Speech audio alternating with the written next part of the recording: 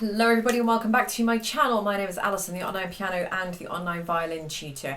So this video is kind of part two almost to the video that you would have seen last week. And this week we're talking about 5 pieces that I think you should be playing as an intermediate violinist.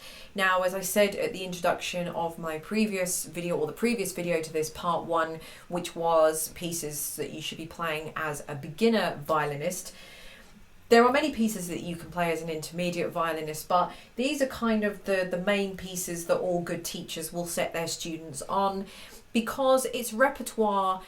It's repertoire, so it's always good to have a good canon of repertoire in your bank that you can play, but it's also repertoire that helps you progress and move on as a musician. You know, you can't always keep playing your favourite pieces by Ed Sheeran and, you know, that kind of thing, Ariana Grande and whatnot. And, you know, I'm not dissing those, because any music is good music to play, but they don't really have the complexity. They don't have the bulk of music that you need. There's no substance to them that you can use to help yourself progress as a player. So for those of you that aren't taking the more formal route with a teacher would normally set you on these different types of pieces to play, just like I have, just like, you know, other violinists, that other professional violinists. We've all played the same repertoire. It's almost like a secret violin teacher code, where they have these particular pieces of music that they dish out to all their students, and every teacher does it. It's like an unwritten sort of law, so to speak. It's, you know, everybody plays it at that particular stage in their violin playing. So again, for those of you not going down the kind of formal route and you're teaching yourself or you're watching videos, this is the kind of thing that you're going to be missing out on, and this is where I come in. So these are just 5 pieces I've chosen. There are many more that you could do, and, you know, if you were my student, there are other pieces that I would set you to do, but the kind of top 5 that I've chosen that I think you should be playing as an intermediate player. So these are going to be a little harder than obviously your basic pieces, and if you are a new player or you've been playing for about a year, I would probably say these pieces are going to be too hard for you. You would want to be playing for a good couple of years, pretty much. I'd say that's a very generalized statement. It might be less for some people, but I would say on average about 2 years of playing before you'd be able to comfortably be able to play any of these pieces. There's something to be said for having a challenge, but if it's too much, then, you know, there's only so much you're going to be able to do before it just gets too difficult for you to benefit from the pieces. All of the sheet music will be linked to download directly underneath this video, and I will also have the MP3 piano accompaniments or backing tracks that go with all of these. I've made sure I've got piano accompaniments to all of these. Those will also be linked directly underneath this video as well. So all the links will be head underneath the video, they'll all be there, and I'll be playing little snippets of this as well. And one more thing, I will be linking YouTube videos, just random YouTube videos, so that you can hear the whole performance through, because I'm only just going to be playing a few bars or a few measures of each piece. Okay, let's get started. Piece number 1 in sort of no particular order. This is a concertino or concerto by Oscar Reading, Opus 21, otherwise known as kind of the in a Hungarian style, concerto in a Hungarian style. This is just great for intermediate players. It's in first position and in third position. There's nothing, well, actually it does creep a little bit higher into the odd note. For example, there's one down here where we've got an E quite high up on the E string, sort of somewhere around here. I don't know if you can see that on the camera, but there's nothing particularly tricky in these, kind of technique-wise, but everything that you learn from the basics is in here, but just a lot more complicated. So this one's just really good for getting your general repertoire up, and actually this is quite a long piece. Just to give you an idea, this is, the piano accompaniment is 8 minutes long. Sorry. the piano accompaniment on that is about 8 minutes long. So there's quite a lot of music to play here, but if you can get through this, this is absolutely, this is amazing, and it's really, really impressive to play as well. So I'm going to play a little snippet of this for you now, and then we'll move on to the next one.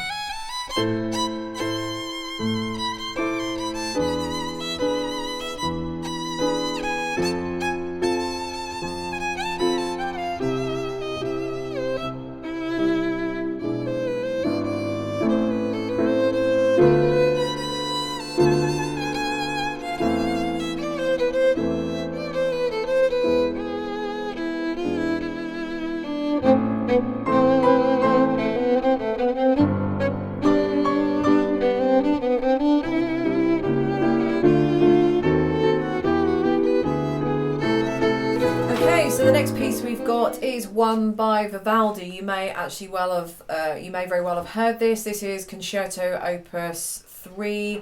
This is just the first page that I've got here of the Allegro, because I'm going to be playing a snippet of this. The full version of this will be linked underneath this video, along with the MP3 piano accompaniment.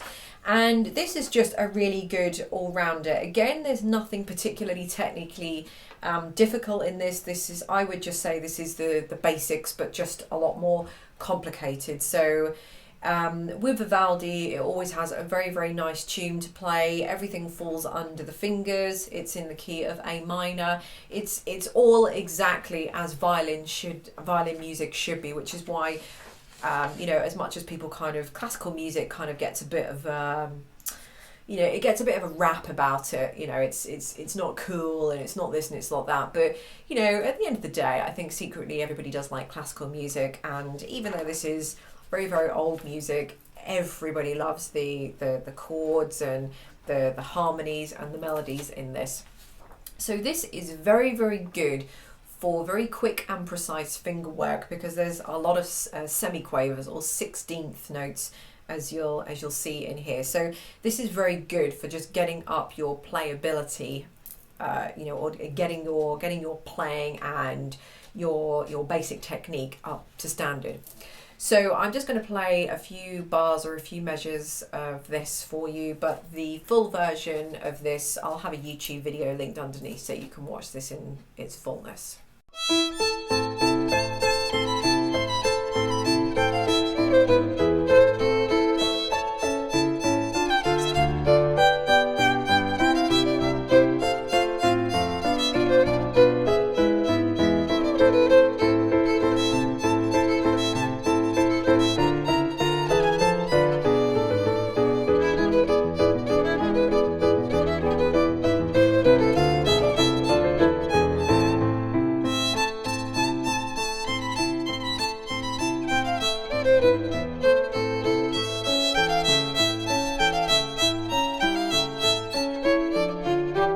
Now we've got tempo to minuetto, and I did say that these weren't in any particular order, but I would definitely say that tempo to minuetto is a little harder. It's kind of, I'd still say it's intermediate repertoire, but it's going towards the middle to upper of the intermediate. That kind of makes sense.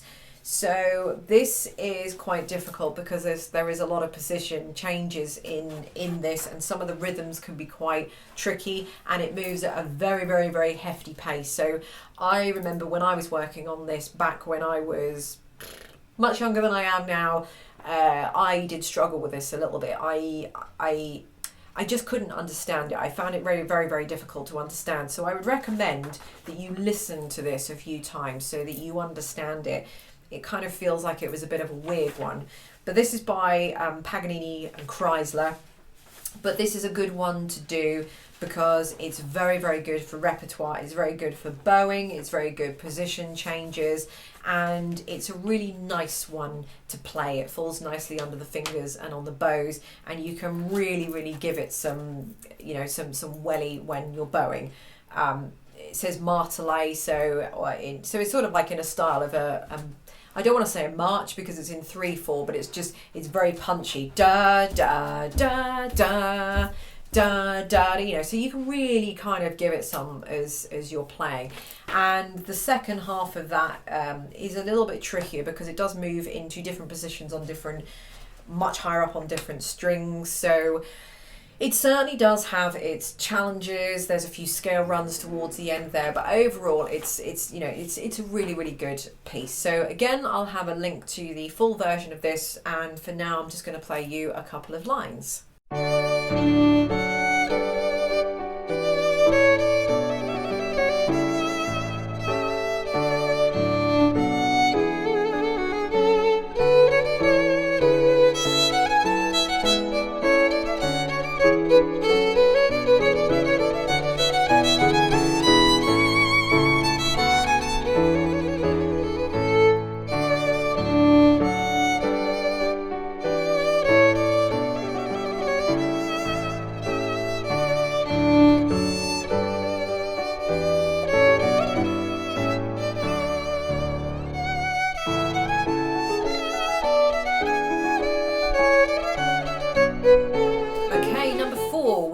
Have got Fiocco Allegro. Now this is a very famous one that a lot of people play.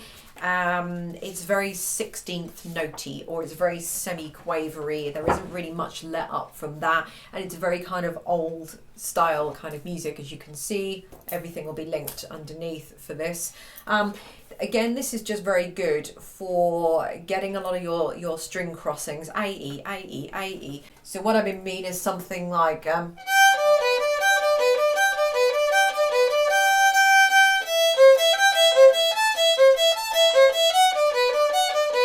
that kind of thing, and all that kind of movement is very, very difficult to do on the violin. But once you can get your fingers around those kind of notes, then you know that will help your playing a lot more in that kind of style, because that sort of style crops up all over the place. So again, I'm going to play a little bit of a snippet of this, but the full version will be linked underneath for you.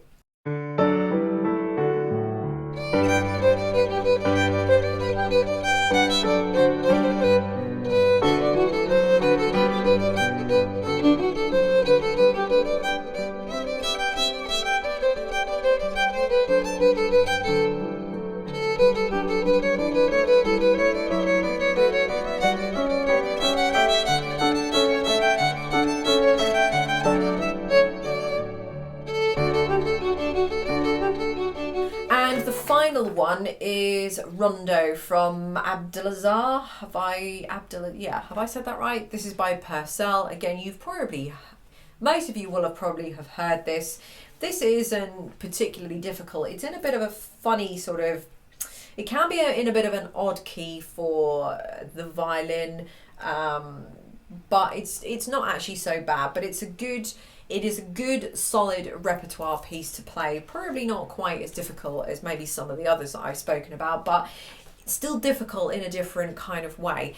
When you're going into intermediate music, it's all pretty much the same sort of difficulty level, just in a completely different way. So it will possibly be challenging to you, but just in a different way than someone else might think. So for example, someone might find that Allegro is very difficult, but they might find the Rondeau easier, vice versa. It's all kind of horses for courses. And doing this kind of repertoire as well helps you get used to different genres, playing in different styles, different techniques, different bowings, different positions, and all that kind of thing. But it also exposes weaknesses. So maybe you're not so good at doing arpeggios, broken chords, that kind of thing. And you know, what I just demonstrated a few seconds ago when I was playing this, da da da da da da da da, that kind of thing. Perhaps you're not so good at doing, arpeggiated work and scale runs. So you'll soon find out what your strengths and weaknesses are, and once you've found that out by doing a variety of repertoire, then you will know what to work on more on the violin. So I've tried to give you a bit of a varied repertoire there, everything from sort of something a little bit older, it's all classical, so it's all kind of older music anyway, but different types of repertoire where you'll be learning different sort of types of techniques from. For example, the last one, Rondeau, That doesn't go into any other positions, but it has its difficulties with moving strings from the E string to the D string, and it has arpeggio work in there. You know, to each one has its kind of differences. So I'll play a little sample of that for you now and come back.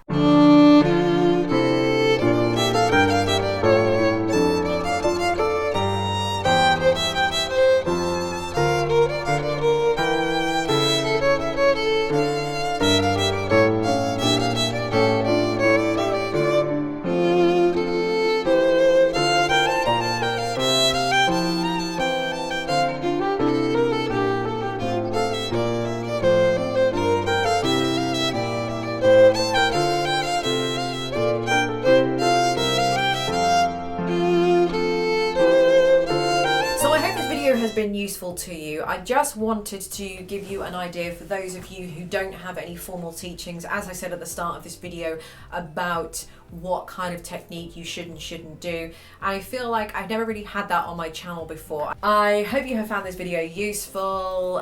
Thumbs up the video if you did. Leave a comment underneath. All the links to the sheet music and the backing tracks, piano backing tracks, will be directly underneath this video. Thank you for watching, and I'll see you in my next video. Bye.